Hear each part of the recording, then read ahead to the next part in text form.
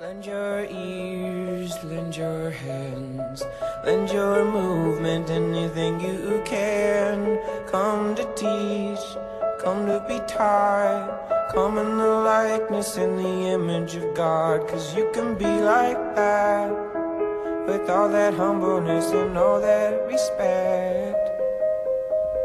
Okay, we're going to change the tone a little bit through this presentation, but just to sort of pick up on some of the things that I was touching on yesterday. What you see on the screen here is the logos of the two weekly shows that I put out, although not while I'm here in Australia.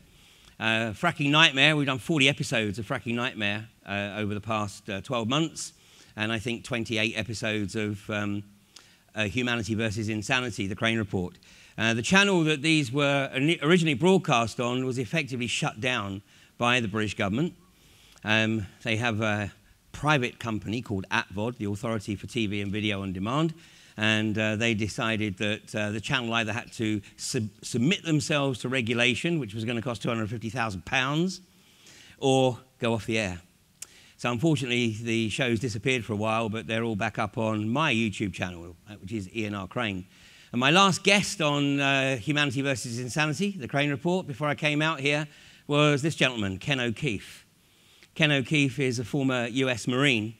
He has a Palestinian wife, and he's extremely outspoken about the situation in the Middle East. And I believe that Ken is being lined up by Mark to come out and speak at the Freedom Summits next year. And Ken's certainly a speaker not to be missed. And he's become a regular on Russia Today, and I saw that 2 days ago the British government are now threatening to shut down Russia Today in the UK. You know, who 30 years ago would have ever believed that we'd be tuning to a Russian TV station to get the truth?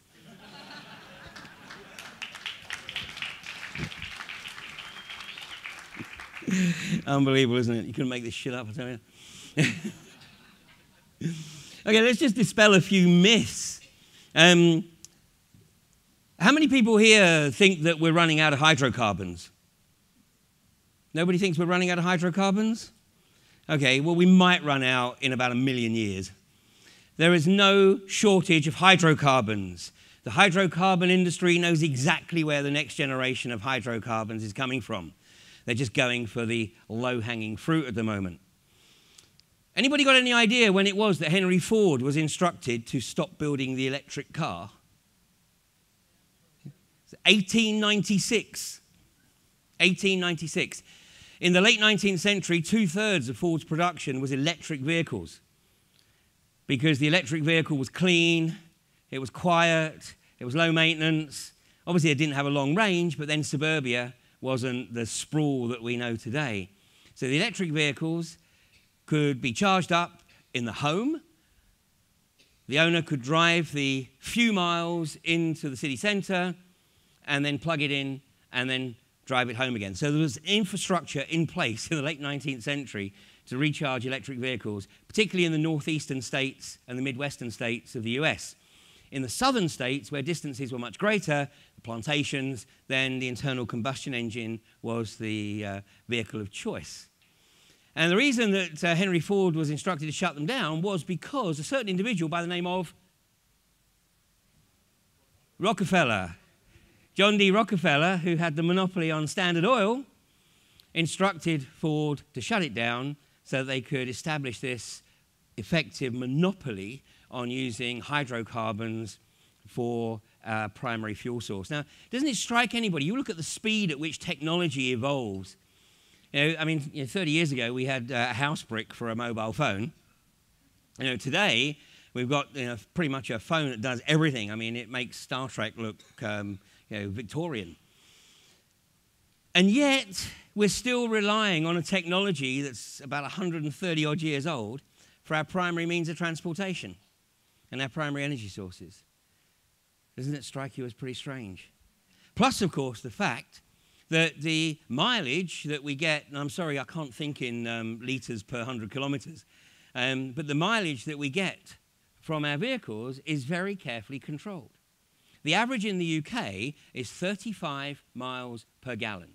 35 miles per gallon. That's the average. Some do more, some do less. Yet the technology has been around for at least 40 years. It's called lean burn technology, where every vehicle on the road should be returning well over 100 miles a gallon. And the construct that is created of this mythology that we're running out of hydrocarbons creates the perception of artificial scarcity, which means that on a subconscious level, then we're quite happy to pay outrageous amounts of money for fuel, with little concern that the bulk of what we're paying is actually taxation. And this cartel of the motor industry, the hydrocarbons industry, the finance industry, and governments all collude to keep the technology down to such a level where they are effectively sucking our disposable income from us through taxation on fuel.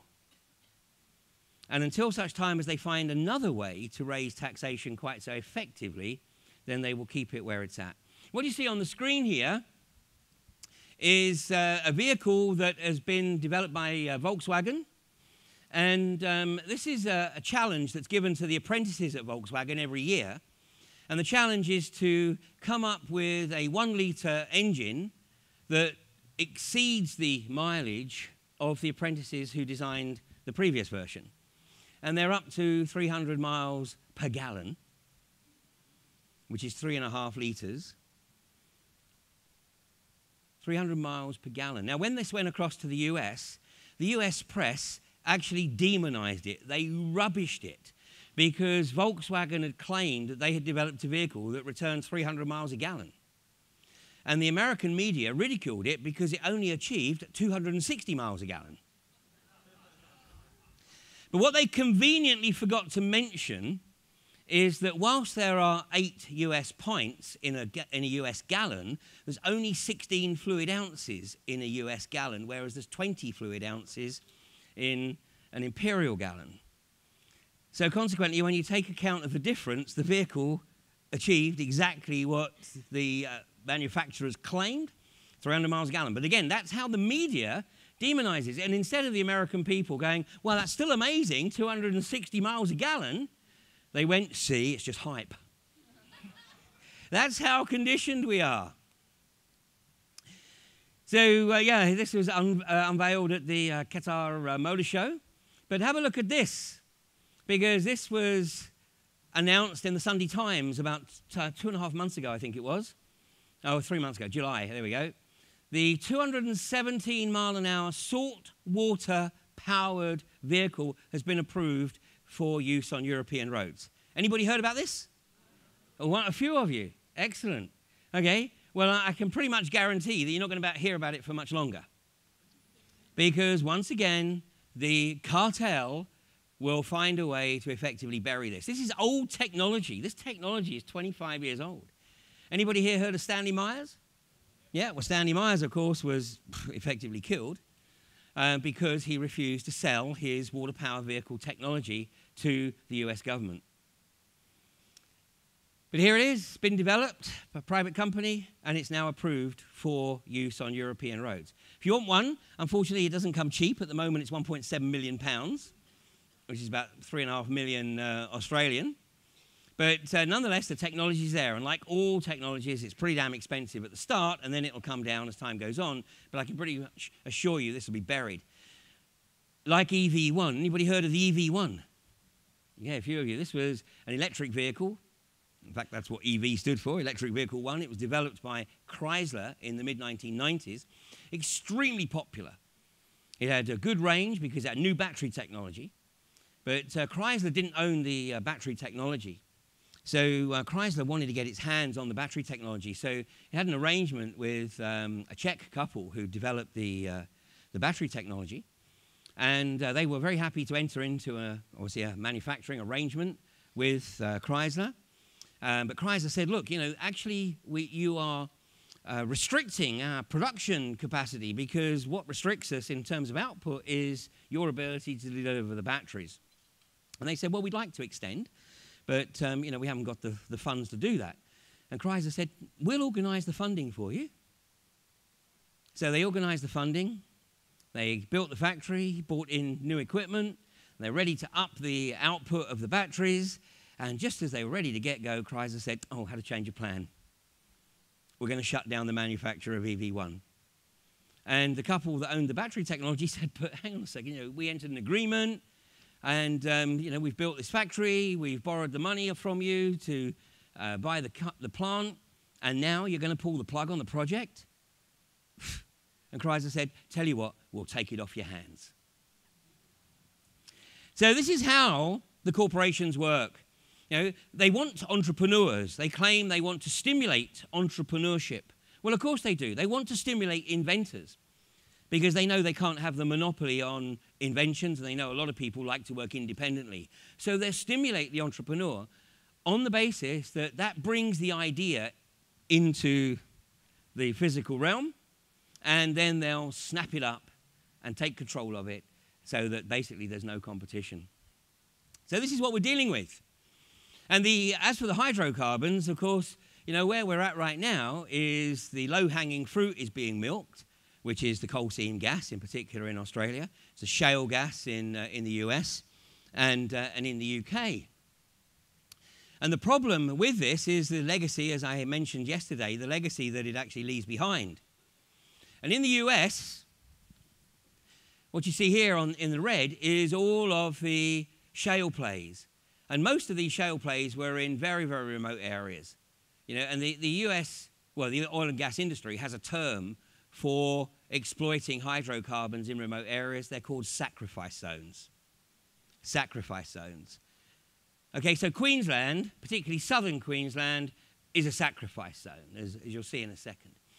And they were pretty much getting away with it until they started to exploit the Marcellus shale play over here in the northeast of the country, which still by European standards is very thinly populated, but by US standards is a lot more densely populated than the Midwest.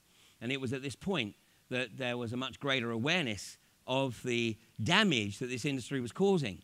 And that's primarily thanks to a young farmer by the name of Josh Fox, who, when he was offered $100,000 by a gas company for open access onto his ranch, he decided to do a bit of research, and he went across the Midwest, and what he discovered absolutely shocked him. And so he raised the finance to put together a documentary, and that documentary is called Gaslands. Anybody here seen Gaslands? Okay, well, those of you who haven't, it is freely available on web, so just go search for it. And you know, what Josh explains is occurring in the Midwest of the US is occurring just about 150 miles to the east of here, beyond Toowoomba, out at Dorby, and out at Tar and Chinchilla. This is the area that's being exploited, much of it in southern Queensland. Of course, they're trying to get their bits in the ground here in New South Wales. Incredibly, there is a well out in the suburbs of Sydney in Camden, and it's already being identified that there are clusters of increased illnesses, particularly amongst the young children in that area. And if you're not aware of that drilling, just go search for the unconventional gas wells, Camden, Sydney, and you can see how close some of these wells are to built-up areas. And this industry knows very well the damage that they're causing elsewhere, but you know, it's cognitive dissonance. They'll just shut their minds to it.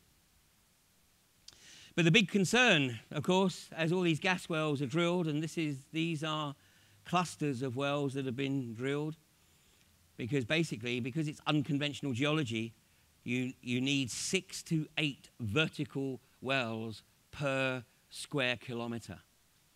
And each of those vertical wells will have 6 to 8 horizontal sections going off of them. So you're looking at anything between 36 and 64 wells being drilled in a square kilometre. And on the basis that, you know, my own former company, Schlumberger, wrote a report about 10 years ago now, making the observation that 6% of all wells fail immediately. So if you're looking at 64 wells per square kilometre, you're looking at 3 to 4 of those wells failing immediately and leading to potential contamination. And you multiply that by the literally thousands of wells that have been drilled down the eastern seaboard here. What should be, of course, of greater concern is the fact that this spring-fed country is effectively being drilled out all the way down the eastern edge of the Great Artesian Basin and drilled into much of the catchment areas. And in fact, literally in the last 24 hours, word has come back from Chinchilla that the gas company there has drilled into an aquifer, and there's a blowout that's blowing into an aquifer. It's in Chinchilla, just outside Chinchilla. I'm going to go and take a look at it later this week, and we'll see what's actually occurring. But this is horrendous. This is horrendous. But unfortunately, the gas industry in this country has got its bits in the ground, and the only thing that is going to prevent this industry from spreading further is literally one of three things: removal of the investor will, removal of the political will, or people literally putting themselves between the trucks and the sites where they want to drill, as has happened in Bentley quite recently. It's the only thing.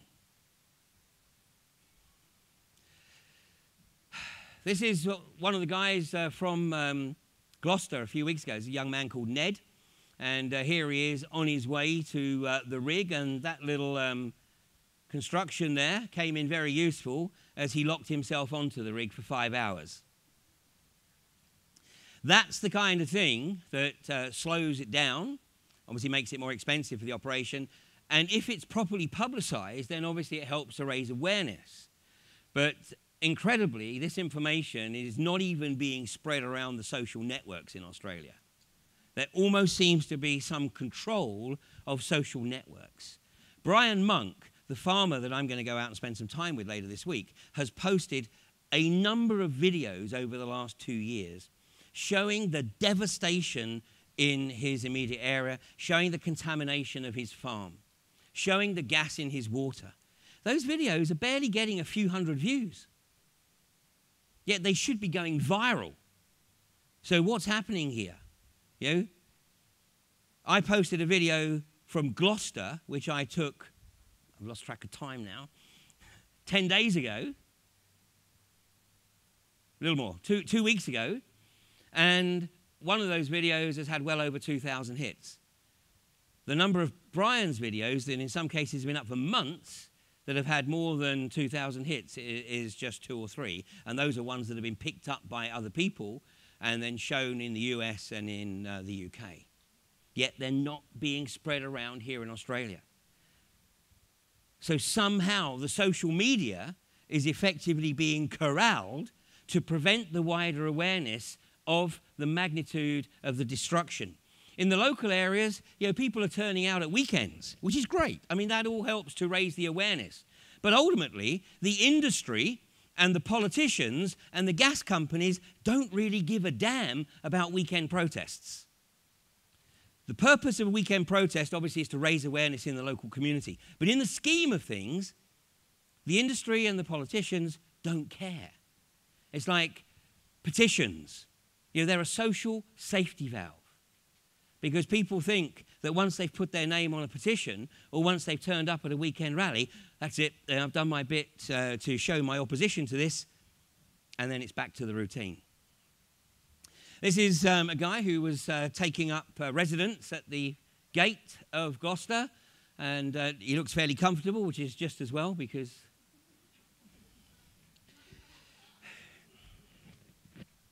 now, this is a tactic that can be used, but here it's just a demonstration in front of the gate at the weekend when AGL aren't working.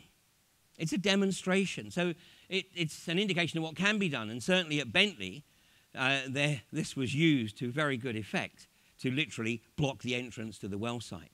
But this is what it's going to take. Much more of this. Here we've got a lock on, but again, it's a demonstration in Australia, a demonstration of what can be done. This is the front gate of a well site in the northwest of England.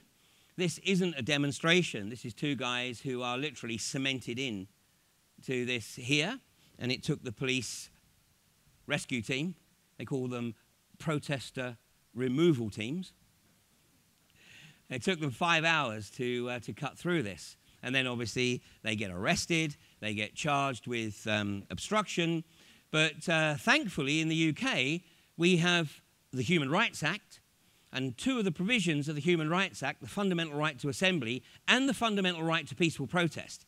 And under that fundamental right to peaceful protest, there is the acknowledgement that peaceful protest may include such things as causing nuisance and disruption. But it's non-violent. But the British government refers to it as the hated Human Rights Act. Hated by whom? It's hated by the establishment, for sure, because it's being used to good purpose to raise awareness about the magnitude of the issues associated with this industry.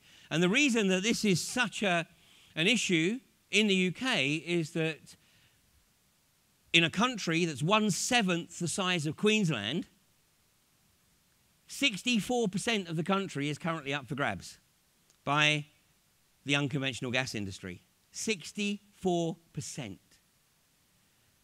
Everything you see in brown is already licensed. Everything you see in green is right now available. Tenders closed at the end of last month on October 28th. And the Department of Energy and Climate Change are currently going through the adjudication process to decide, basically who should be awarded the licenses in these areas. If everything is actually bid and offered, then it will mean that 40 million people in the UK, 2/3 of the population, will be affected by this industry. Now, I'm hoping that every single square metre of land that is available is actually tendered for.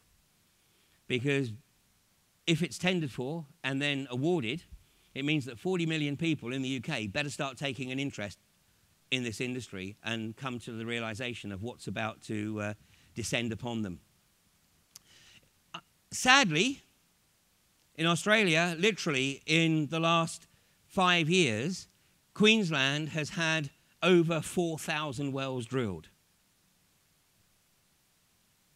And obviously, it's reaching the point now where Australia is looking to start to export the gas from these gas fields. So this industry is in for the long haul. So, there's certainly the argument that says, well, it's already started, so we might as well finish. But the risk of that is that the Great Artesian Basin may not have too much life left in it. The unconventional gas industry is abstracting water from the Great Artesian Basin at a rate 6 times greater than it can naturally replenish. So where's the water coming from when the Great Artesian Basin is sucked dry? That's why people need to start taking a real interest in this. The good news is that this is the AGL stock price. And whenever an unconventional gas company, when their stock starts to tank, then it's cause for celebration. This is Santos. And then this is the major company in the UK. It's called iGas. And on Fracking Nightmare, every week when the stock price goes down, I have an igasm. And I offered a bottle of champagne to the investor that had lost the most as the stock tanked. But actually, I'd like to say that this is all due to a rising public awareness. But of course, we're being seriously helped by the hawks of the US government and Saudi Arabia as they've dropped the price of a barrel of oil down to about $75 a barrel. And at that price, unconventional gas is not really viable. There's certainly not a lot of profit to be had. So that's why investors are now pulling out of the unconventional gas industry right across the world. So hopefully the Saudis, with obviously the persuasion of the US, I know the US are shooting themselves in the foot over this, but the hawks in the US want to hurt Russia. So their primary objective of dropping the price of a barrel of oil is to hurt Russia and Iran, but primarily Russia. But of course they're also hurting themselves because the unconventional gas industry is not sustainable at this level. So I just wanted to bring this into play because this, for me, is a very, very serious issue. Henry Kissinger said, when you say control the oil and you control nations, control the food, you control the people, control the water, and you control all life. And that's the situation that we're getting into here. And as I said yesterday, Peter Brabeck, the former chief executive of Nestle, in an interview recorded 9 years ago, stated that, in his opinion, access to fresh water should not be regarded as a human right. Homeless people in Detroit, where houses are being bulldozed to stop the homeless moving into them, and the homeless are being told you have no human right to have access to water. You know, this is the Lang-Hancock philosophy of unless you are making a direct contribution to the corporatocracy, then you have no right to life itself. So this is the kind of socio-psychopathy that we're dealing with. But as I said yesterday, they are running scared.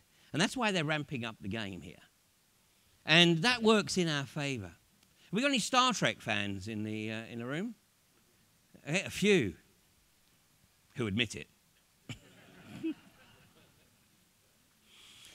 You know, Gene Roddenberry never signed off on a Star Trek script unless Joseph Campbell had cast his eye over it. Everyone know who Joseph Campbell is? Quite possibly the greatest mythologist of the 20th century. So there's a lot of allegory contained within the Star Trek scripts. The holodeck, of course, being one. But what is one of the unique elements of the Klingon ships? What do the Klingon ships have to do before they fire the final salvo of missiles that's going to take out their opponents? They have to uncloak, they have to decloak, they have to make themselves visible. And it's at that point that they are, of course, at their most vulnerable. So they cannot unleash the final salvo without making themselves visible to their opponents, who, of course, have been looking for them. They decloak, and at that moment, there's this distinct risk that they lose the battle. And that's what's going on right now. It's a great allegory for me, because that's exactly what's occurring. Because these socio-psychopaths are now revealing themselves. We look at what's going on around the world. You know, we're seeing the magnitude of the deceit, the corruption, the paedophilia, the militarization of the police, the dumbing down of the police. Someone was telling me, I won't tell you which state it was, but someone was telling me that a particular state in Australia, the police recruitment policy is now not to recruit anybody with an IQ over 104. Well, you know, we have in the UK last winter, when we had the anti-fracking camp at Barton Moss, we came into direct contact with the TAU, which was their tactical aid unit. Well, initially it was renamed as the Tactical Assault Unit, and we used to call it Thugs Are Us. And we used to joke that basically to get into Thugs Are Us, you had to, obviously fill in the application form, but if you could spell your name right, you were way overqualified. And this is where we're getting to. And it's the same in the corporate world. 30 years ago, we were all trying to recruit people that were able to demonstrate capacity for independent thought and for initiative. But today, no. Anybody who shows any capacity and capability for independent thought is almost unemployable. You've got to follow the script. You've got to, computers say no. Computers say no. Just follow the scripts. So it's becoming more and more obvious, and I know it's very frustrating for everybody because we can all see it. That's why you're here. We can all see what's going on. And you think, for fuck's sake, how come nobody can see it? No, oh my God. You can't see 9/11, Bali, 7/7, how many? But they can't see it. And it doesn't matter how much evidence you put in front of them. If they can't see it, they can't see it. So all we can do is sow seeds. And sowing seeds is so, so, so important. And it's a very powerful technique. And think of what happens when you sow the seed. You've got a grow bag. Romans, of course, got thousands of grow bags. But you put a seed in there. And if you put the seed in there and you say, OK, there's the seed, come on. Oh, I forgot the water. You get the water, pour the water on, kick the soil over it. Say, oh, come on, come on, come on. Fucking seeds. Kick some more soil over it, put some more water on it. Come on. get the lights turned up, kick some more soil over it, pour some more water. What's going to happen to the seed? You're going to kill it. It's dead. You've got to sow the seed and then walk away. Just leave it, because then it'll germinate in its own time. You don't know exactly when it's going to germinate, but it will germinate in its own time. And then from that, a little shoot will appear. And then from that shoot, you get the plant. Well, it's the same when you're sowing seeds about the information that we've been sharing around this weekend. If people don't want to hear it, there's no point in keep thrusting it down their throat. They're just not ready for it. So you sow the seed, and of course, when they come back a few months later and say, oh my God, did you know that 9/11 wasn't perpetrated by 19 Muslims? Your challenge is not to go, fucking told you that. Your challenge is to go, oh, really? And what else? What else? A couple of years ago, 3 years ago, there was a guy in the UK. He was the third most senior criminal analyst, criminal intelligence analyst in the country. His name was Tony Farrell, is Tony Farrell. And he was asked by his employer, the South Yorkshire Police Force, to do an investigation into the terror threat from the local Muslim community. And he'd never looked at any of these issues before. I mean, his responsibility was criminal intelligence. You know, looking at the likelihood of crime based on statistics in a particular area, looking at the resources needed, human resources, needed to address the crime that might manifest in that area based on statistics. So Tony said, yeah, okay, I'll take a look at that. Anyway, started to look at the threat of terror. And of course, a good point to start was the London bombings. And the more he looked at it, the more he realized that the London bombings were a construct. The more he looked at it, the more he realized that the only people who had the resources to pull off something like this were the British intelligence services. So he's like, oh my God, you know, my own government is perpetrating this kind of bullshit. Anyway, he's a Christian, so he went to his local priest, said, I need to talk to you. We need to sit down and have a chat. And so he explained the situation to his priest, and his priest sat there and then said,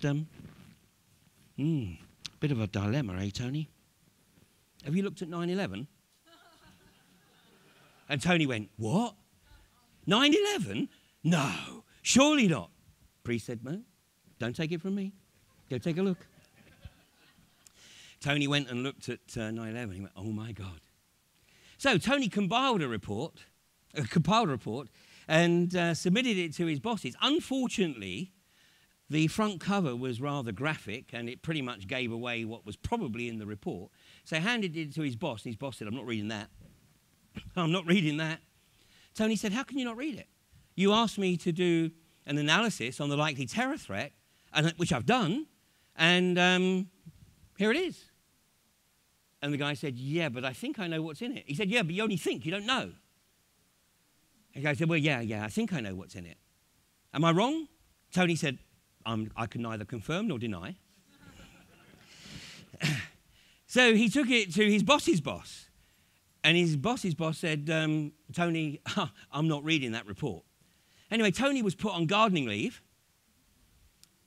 And then he had his employment terminated. So here was the third most senior criminal intelligence analyst in the UK with 20 years service in the police force, and now he's been fired for producing a report that nobody's read. Well, you know, you've got to love the way the universe works. I was actually giving a presentation. I was scheduled to give a presentation in Sheffield, his hometown, 2 days before his employment tribunal hearing. I'd never met Tony. I'd heard about the case, but I'd never met him. He came along to the presentation that evening, and unfortunately we didn't get too much of an opportunity to speak, but at the end of the evening, he came up and he said, look, I'm going to have a meeting with a few friends tomorrow to talk about, you know, how I'm going to represent or present my case at the employment tribunal. I went along to the meeting and with him the following night, and there was another academic there. And, you know, as we were listening to Tony outline his case, and of course he's very emotive, I said, Tony, you know, it's a real problem when you're trying to represent yourself, because the moment that you become emotional, you will actually lose the confidence of the court that you are presenting the case rationally. That you really need to get yourself a lawyer. He said, no, I just can't afford one. So, you know, I said, that's not good. And I went back to my hotel, and when I woke up in the morning, I thought, you know, we've really got to help Tony here. So when I saw him at breakfast, I said, look, here's an offer. You don't have to take me up on it, but if you like, I'll represent you at the tribunal. Expecting him to say, no, that's okay, Ian. I'm quite happy to do it myself. Unfortunately, he said, oh, that's great. So I literally picked up the bundle, and it's like this thick. We went into the tribunal, and the judge said, now, how much time do we need to prepare? Because he said, we haven't had a chance to read the bundles yet. How much of it do we need to read? And I said, all of it. All of it. And the judge said, really? I said, yep, all of it. Because I hadn't read anything, so I needed the time. Anyway, it was easy. It was real easy because basically I simply got all of their witnesses to admit that they hadn't read the report. So my case was, how can you fire a guy with an exemplary record? I mean, all his past performance appraisals, the report was well above normal expectancy or outstanding. And now you're firing a guy because of what you think is in a report. So it should have been cut and dried. Anyway, we went through a 2-day hearing. And on the third day, at lunch, the judge said, OK, we're going to retire. It's a panel of 3. He said, we're going to retire. We're going to retire for lunch plus an hour. Be back here at 2 o'clock. And when we came back at 2 o'clock, the judge then read out his summary, which took him an hour and a half to read. And Tony could see that I was getting more and more frustrated because the summary that was being read was as though it was another case, because it wasn't taking account of anything that had happened in the past 2 days. So here was the establishment. I mean, the tribunal ruled that Tony was fired legitimately. And so he's now obviously trying to challenge that in the High Court, but it's very difficult. But this is the level of cognitive dissonance that we're up against. Tony Farrell had his worldview rocked just 3 years ago when he first looked at this. So here's a very, very smart guy, locked into his very myopic worldview, because that's what he's effectively needs to do to be able to function in his job as criminal intelligence analyst. The reality is, even if he did get reinstated, he couldn't go back and do that job anymore. Okay, Mark's telling me that I've got about 5 minutes. 10 minutes? 50? Right, luxury.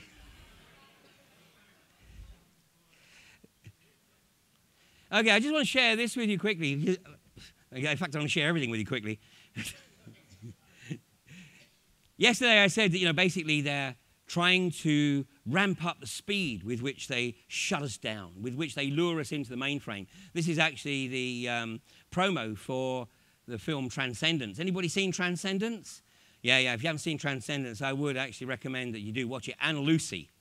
There's a bunch of films coming out right now which are sowing the memes. And of course, Hollywood puts out the memes to literally try and sow the seeds so that what is currently regarded as unimaginable and unthinkable over a few years then becomes accepted. And a classic is kids killing kids, children killing children, which 30 years ago would have been absolute anathema. It just wouldn't have been tolerated in any way, shape or form. Now, of course, we have the Hunger Games, and kids go along to see the film The Hunger Games, and kids killing kids. It's making it acceptable. One of the futurist think tanks convened earlier this year to look at words that would disappear from the English language. And they came up with a few interesting words. I mean, obvious ones like cigarette. But there are 2 words that they identified as disappearing from the English language within a generation, or maybe 2 at the most, which are extremely concerning. And that's mum and dad. This is the breakup of the family unit. And then just 2 days ago, in the Daily Mail, which is a British newspaper, but it was published on the Australian website for the Daily Mail, there was an article which was discussing the increase of the use of cybernetics, of effectively androids in life. And in fact, in Japan, they've, I won't say perfected, but they've reached the point of development where they are using these humanoid androids in jobs like reception and newsreaders. I thought newsreaders were already androids, but apparently not. And this is the article. It says, the hyper-real robots that will replace receptionists, pop stars, and even sex dolls. Unnerving human androids coming to a future near you. Let's jump to the very bottom comment here. Scientists, futurists, are even talking about humans taking androids as partners. And this is one of the pictures that was produced in this article. Apparently the sex dolls that are manufactured in Japan are extremely lifelike. The skin texture is very real. And now they're looking at, within probably a few years, developing android sex dolls. I'll give you the website later.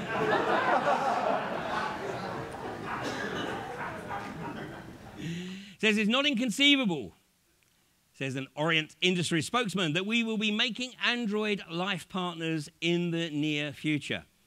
David Levy, author of Love and Sex with Robots, predicts that as robots become more sophisticated, growing numbers of adventurous humans will enter into intimate relationships with these intelligent robots. Now, I must confess... No, I'm not going to go there. But it gets worse, because there are futurists that are now setting up think tanks to establish equal rights for anthropomorphic automatons. You know, now this might seem quite benign when you're talking about this kind of automaton, perhaps, but then we get into this. And let me tell you that the military are a long way ahead, a long, long, long way ahead of what is being now put into the public domain about life partners as androids. But of course, the purpose here is literally to dehumanize people.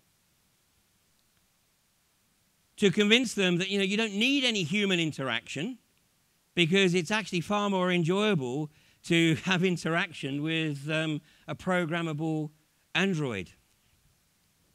Unbelievable. Well, I said yesterday that I would share with you where this comes from, and actually, I'm not going to spend too much time on this because I want to get into some other stuff, but if you want to look at the agenda that's unfolding here, look no further than a document that was published in 1932 called Technocracy, Inc. These are the two guys that produced it. Some of you may have heard of Marion King Hubbard. Anybody heard of Marion King Hubbard? Yeah, and you would have heard of him, of course, because he was the guy who first put the whole hypothesis of peak oil into the public domain in 1957 at Petroleum Engineers event in Austin, Texas. But this was his mentor, Howard Scott. This guy, by the way, went straight on to be a member of the Club of Rome. But in Technocracy, Inc., they are talking about the control of humanity. And this was basically their rules of engagement. You know, register on a 24-hour basis the total net conversion of energy. By means of the registration of energy converted and consumed to make possible a balanced load, provide a continuous inventory of all production and consumption, provide a specific registration of the type, kind of all goods and services where produced and where used. Provide a specific registration of the consumption of each individual, plus a record and description of that individual.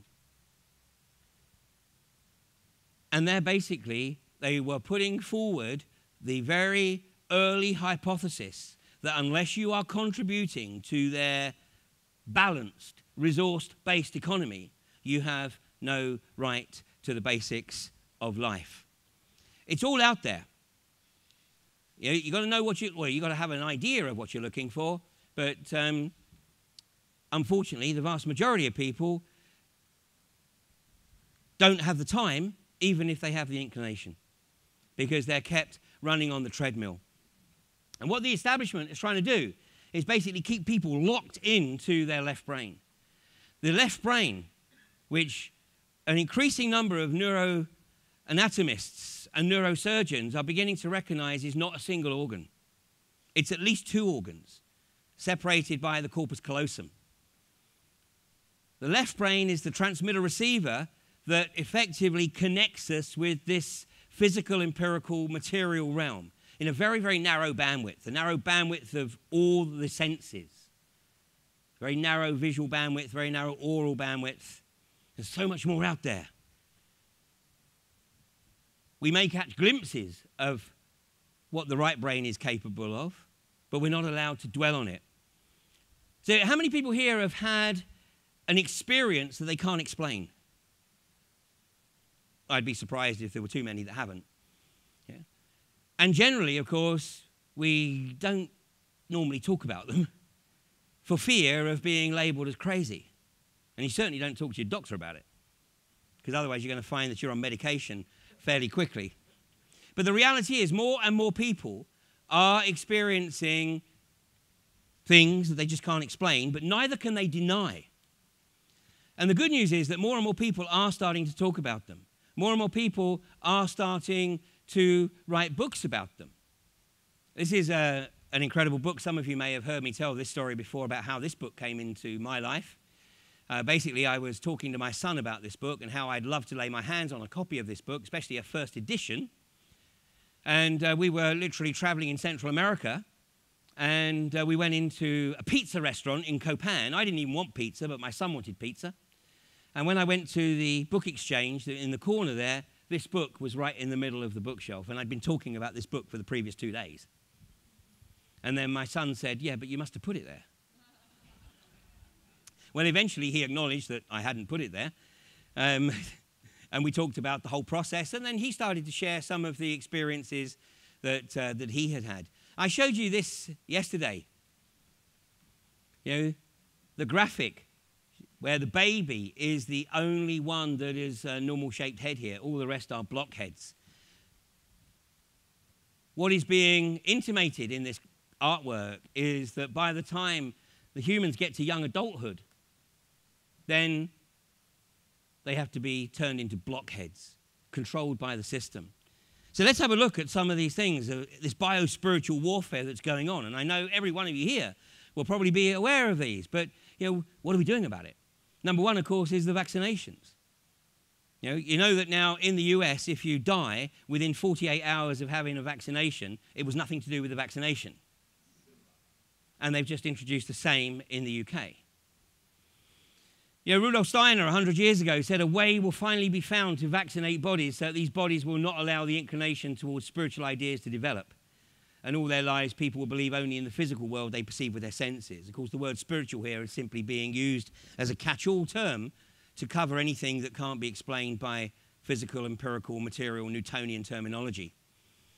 On top of that, of course, we've got the Ritalin, the kiddie coke.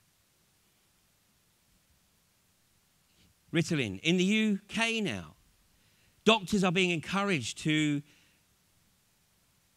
prescribe Ritalin, particularly to the children of teen mothers from the Cinque Estates. And in the UK, doctors are, or not doctors, but the state is offering £600 per month to a mother who has a child diagnosed ADHD and prescribed a course of Ritalin. 2 children, £1,200. 3 children, they're now classed as a super carer, so they get £1,800, £600 for each kid, so £1,800, that's about 3,500 Australian, and they're provided with a free car. Taxed, insured, and fuel provided because they're a super carer and they need the car to be able to get the kids around. Well, word, of course, goes around the Cinque Estates because you've got this dichotomy right now where the average age at which a woman is having her first child is in their mid-late 30s in all Western nations. 2 reasons. One is economic. The other one is the incredible drop in fertility, particularly male fertility. And a big part of this is linked to guys carrying their mobile phones around in their pockets. If you don't want kids, it's a cheap form of contraception, I suppose. So we have the falling birth rate. The most amount of money spent on non-essential medical treatment in the Western world is on fertility treatments. So this drug, which has a very similar chemical structure to cocaine and crystal meth. In fact, even pharmacologists don't really understand how it works because it seems to have a very different effect on the developed brain, where it acts as a stimulant, than it does on the developing brain, where it acts as a suppressant. And I just introduce you to this. This is a website, SSRI Stories. SSRI stands for Selective Serotonin Reuptake Inhibitors, the term for antidepressants. And on this website, there is a remarkable database of very unfortunate incidents ranging from suicide, homicide, self-harming that are directly associated with this drug. Now, the doctors were beginning to suspect that a lot of the women who were being prescribed, or the children who were being prescribed this drug, were not being given the drug because the mothers were selling the drug. So they were getting the drugs, they were seeking the benefits, but then they were selling the drugs in schools, in colleges and universities, where it is sought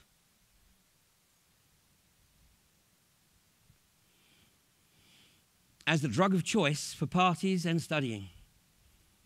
And this is in Australia, by the way, but it's the same in the UK.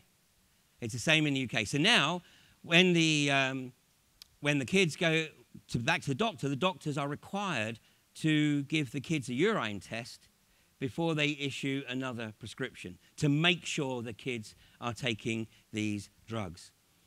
So there's a hell of a lot that we can do about it. You know, we can actually effectively not participate, you know, by not using allopathic medicines unless absolutely essential. Spend some time and do a bit of research rather than just rushing down to the doctor. We've got the other threat, of course, of the foods. In the US, they can now classify a food as organic with 10% contamination. In Europe, it's 0.17%. And the whole purpose of TTIP and TTP is to harmonize, and you harmonize with the lowest common denominator. And the lowest common denominator right now is basically the US.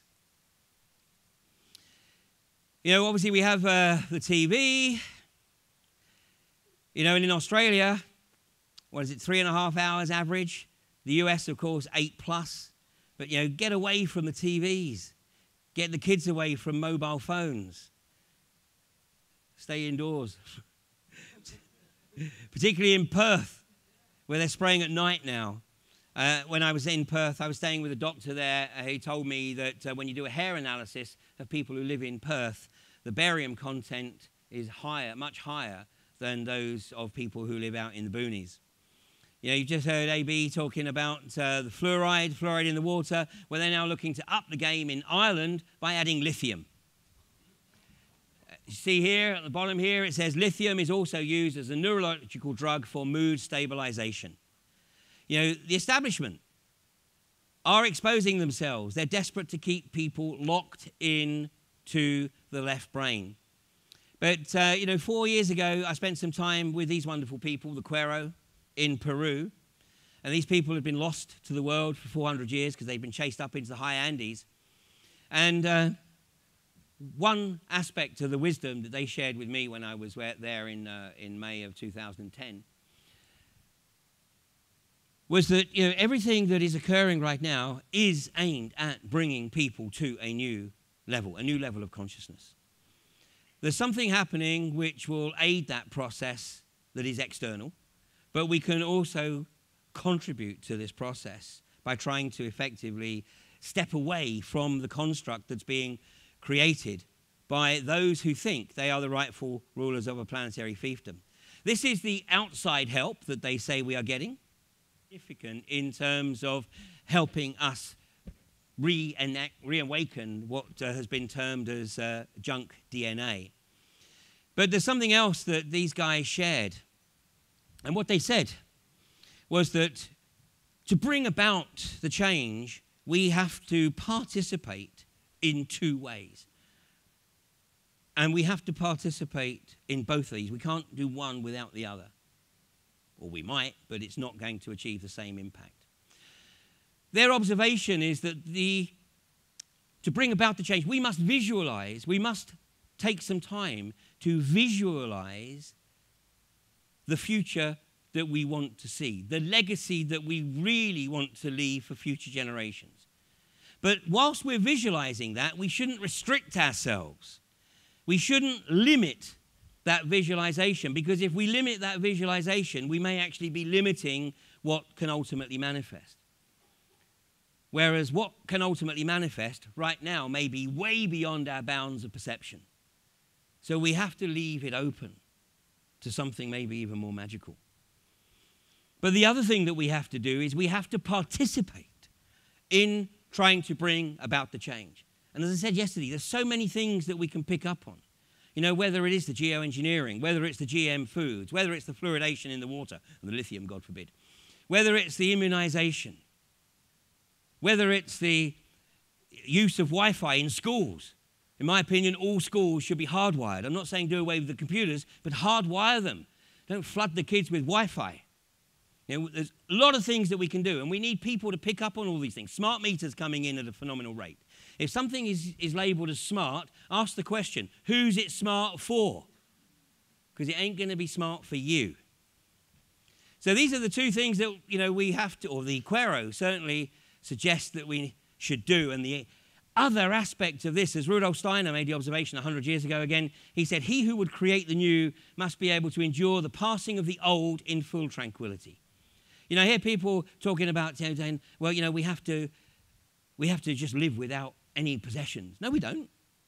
We have to live without any attachment to possessions. There's no problem in having possessions. We've all got to live, and we want to live comfortably to be able to do what we do. It's the attachment that's the problem. And if you've got an attachment to something, the universe has a very interesting way of showing you how to lose that attachment. It takes them away from you when you least expect it.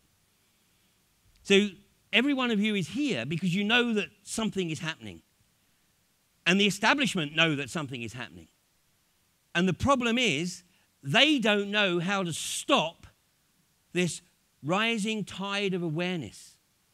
You know, Zbigniew Brzezinski, who's Obama's mentor, he made the observation a few years ago. He said it's easier to kill 1 million people than it is to control them.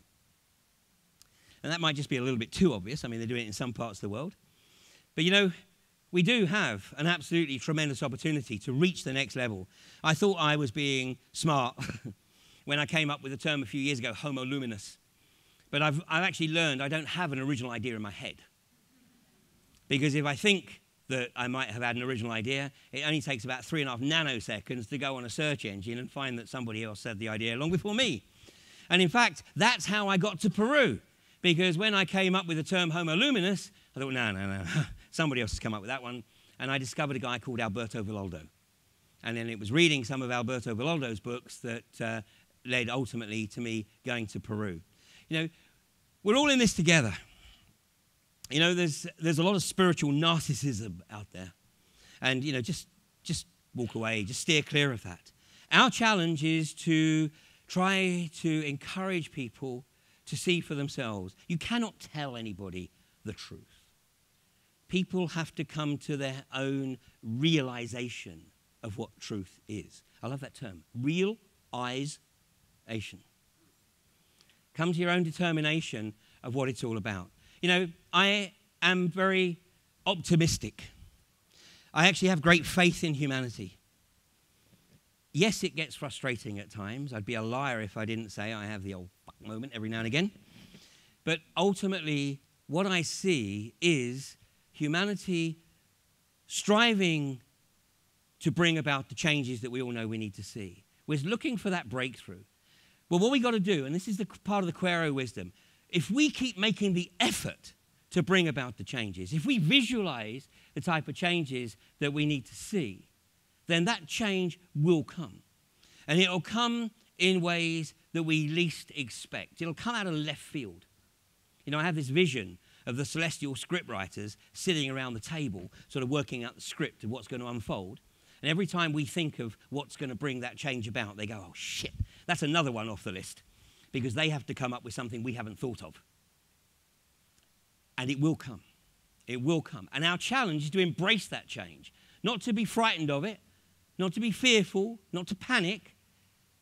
But as Steiner said, he who wants to embrace the new must be prepared to release the old.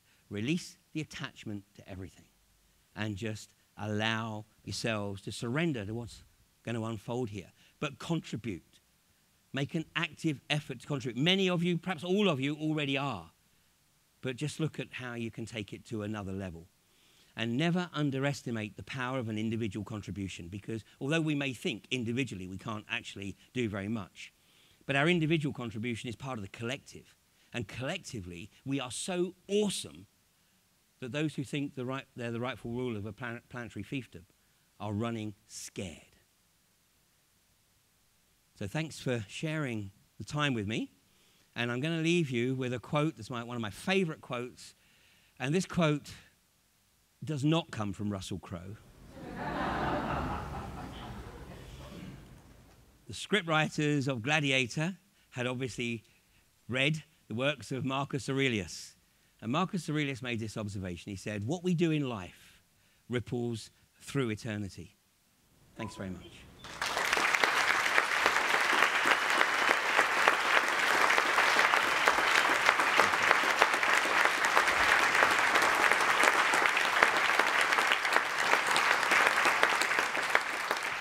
Thanks, Ian. What an amazing speaker. I could listen to Ian all day, all day and all night. Thank you very much, mate. Can you guys